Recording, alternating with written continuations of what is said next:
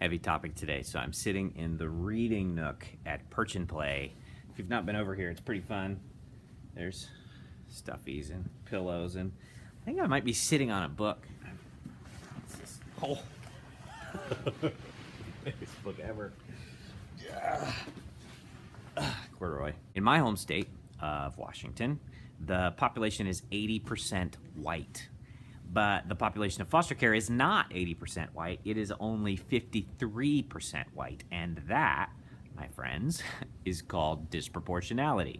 Why is that? Well, there's more than just one reason.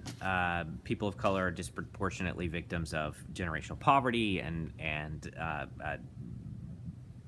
generational poverty is where drug addiction and mental illness and domestic violence are more prevalent, and people of color are more likely to be from another country, another culture, and all the rules about child abuse and neglect were written by people from this culture and country who have white middle-class values and understanding of childhood, and sometimes those two things rub up against each other a little bit. So child welfare laws and practices generally are composed by white middle-class people who have white middle-class values and may or may not understand cultural differences between their own upbringing and the upbringing of someone from another culture who maybe has just recently moved to America.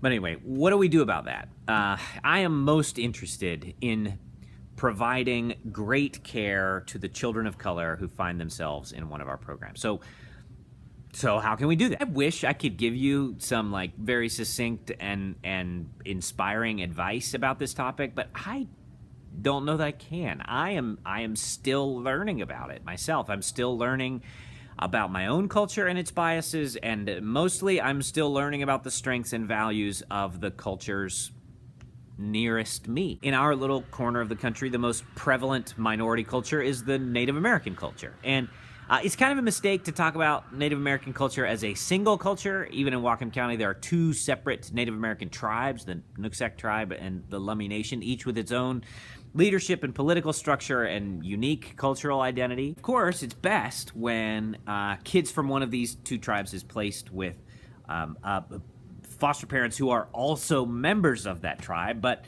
that isn't always possible. In the tribes, just like in everywhere in our part of the world, there are not enough foster parents and too many foster kids.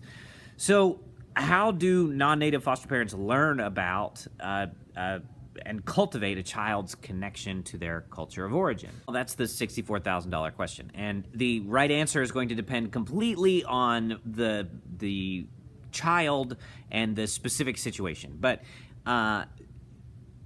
I would give you the advice, just keep asking that question. How do I keep this kid connected to their culture?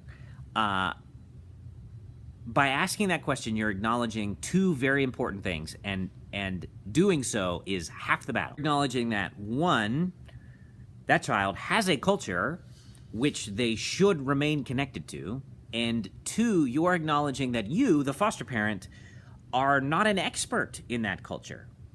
And that is a learner's posture. And more answers are found from a learner's posture than any other. So I don't have much other advice for you other than start there. Ask yourself that question. What can I do to keep this kid connected to their culture? Ask yourself that question over and over and over again. Maintain a learner's posture. And you're going to find the right answer for your specific situation. Read. One book in particular is called Bury My Heart at Wounded Knee. It's fabulous and heartbreaking, and it's a book about the relationship.